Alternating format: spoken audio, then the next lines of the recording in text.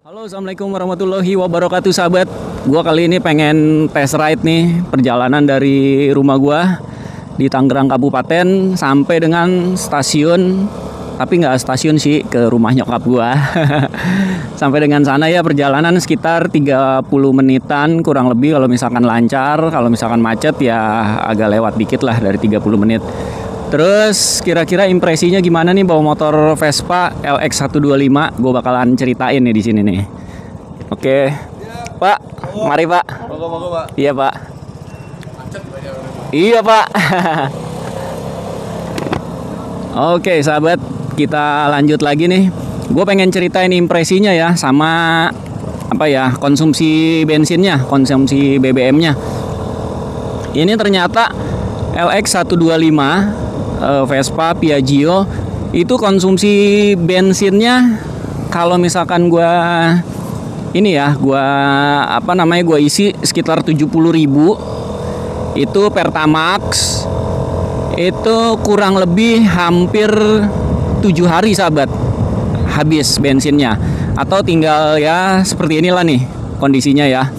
Ini tinggal 2 bar, jadi gua perlu isi bensin lagi nih gitu sahabat. Jadi kesimpulannya untuk bensinnya dibilang irit enggak, dibilang boros juga enggak ya.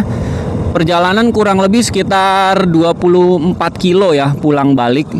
Berangkatnya sekitar 12 kiloan, pulangnya sekitar 12 kiloan lagi ya, sekitar bensinnya sekitar mungkin kalau misalkan di rata-rata 70.000 selama 7 hari, mungkin 1 hari 10.000 gitu kali ya hitungannya. Bensinnya ya lumayan terjangkau lah ya, dengan kondisi 30 menit berkendara. Terus kondisi jalannya ada yang macet-macet juga, ada yang lancar gitu sahabat. Terus kecepatan motornya biasanya gue di bawah 60 sih bawa motor ini gitu.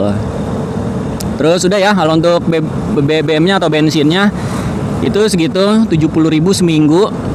Jarak tempuhnya sehari 24 kilo dan durasi berkendaranya sekali jalan itu 30 menit, pulang balik 1 jam gitu sahabat ya. Oke. Terus apalagi ya. Oke, gue bakalan bahas impresinya nih untuk motor ini. Impresinya sih yang gue rasain enak ya, nggak terlalu pegel karena posisi ridingnya ini agak tinggi dan tegak, nggak nunduk gitu. Posisi stangnya juga enak lah ya. Terus kalau untuk joknya ini lumayan agak keras. Agak keras ya.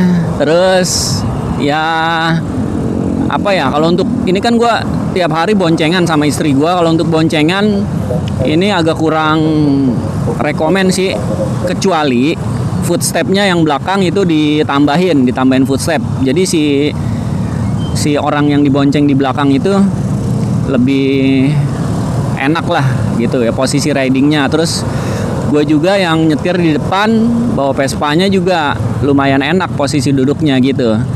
Tapi kalau secara empuk apa enggaknya, ini joknya lumayan agak keras sahabat. Terus untuk berikutnya rem, suspensinya, terus tarikannya ini kategorinya lumayan enak lah ya. Kalau kita bandingin sama motor-motor Jepang, kayak dulu gue pernah bawa Vario Honda dan ada Mio juga Yamaha, ini lumayan ya, ada kelebihan dan ada kekurangan sih ya. Oke, kalau untuk remnya dulu nih yang pengen gue bahas. Untuk remnya ini kayaknya sih kurang begitu pakem, tapi enak lah, tapi keras juga. Aduh gimana ya kayak gitulah sahabat ya remnya. Terus untuk soknya ini kalau misalkan gue boncengan sama istri gue, ini soknya lumayan membel, lumayan empuk lah ya. Tapi kalau misalkan gue sendirian nggak boncengan, ini keras soknya gitu sahabat. Apalagi di jalanan yang kondisinya seperti ini nih ya, bergelombang, banyak jalanan yang nggak rata, ini kurang enak banget lah. motornya untuk shocknya. Terus kalau untuk tarikan ini ya kelas 125 cc Matic ya sahabat ya, lumayan oke lah, mirip-mirip sama 110 cc tapi lebih enakan ini tarikannya, lebih responsif, lebih jos, lebih ngacir gitu sahabat ya.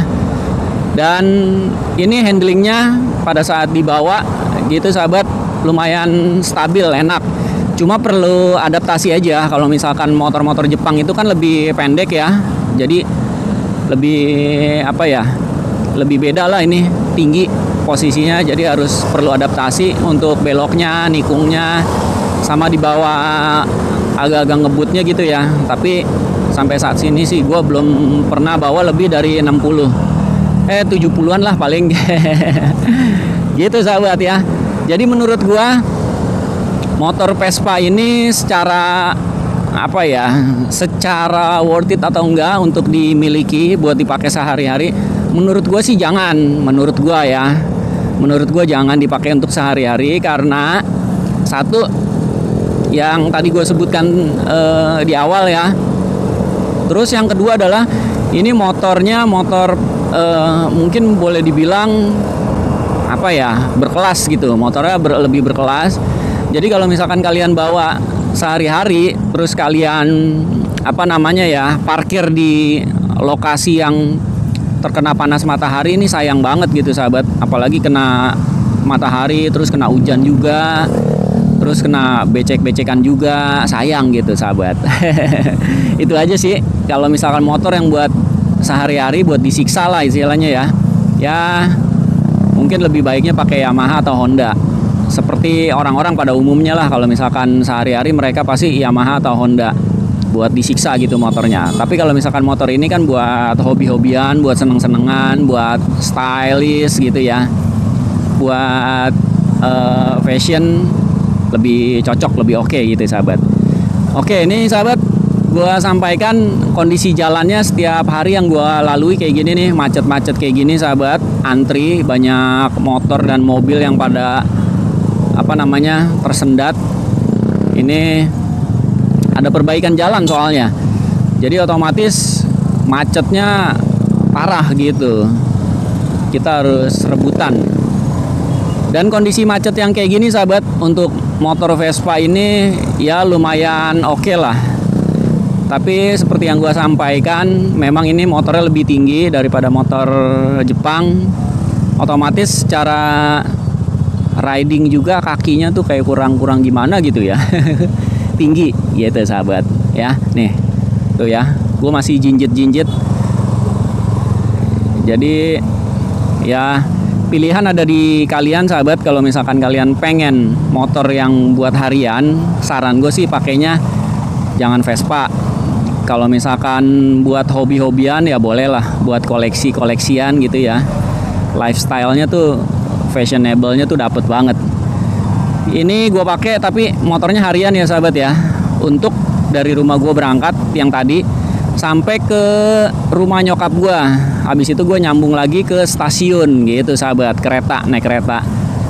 Jadi secara fungsi motor ini memang untuk mengantarkan gue menghindari macet ini sahabat nih. Kalau misalkan gue pakai mobil, wah gila, gokil, macetnya kayak gini bakalan menyita waktu yang banyak. Makanya gue pakai motor dan pilihannya ke Vespa gitu. Oke. Untuk perawatannya, karena ini motor baru sahabat, gue jadi belum tahu, belum bisa gue kulik-kulik dan belum bisa gue bahas-bahas biaya servisnya, terus spare partnya bagaimana, terus apa aja yang diservis sih kalau misalkan kita ke bengkel gitu ya, atau panggil mekanik. Jadi ya nanti bakalan gue share pada saat gue udah servis. Dan ini kilometernya udah masuk di angka 600-an. Otomatis gue bakalan servis sebentar lagi. Ya nanti bakalan gue info deh untuk servis Vespa-nya. Kira-kira berapa harganya, spare part apa yang diganti gitu sahabat ya. Oke, karena ini kondisi masih macet terus, gue cukupkan saja di sini sahabat bincang-bincangnya. Nanti bakalan gue sambung lagi kalau misalkan gue udah sempet ngevlog lagi ya sahabat. Gue bakalan berangkat, fokus dulu sahabat untuk nyetir sampai di sini, nanti bakalan gua sambung lagi. Wassalamualaikum warahmatullahi wabarakatuh. See you and bye bye.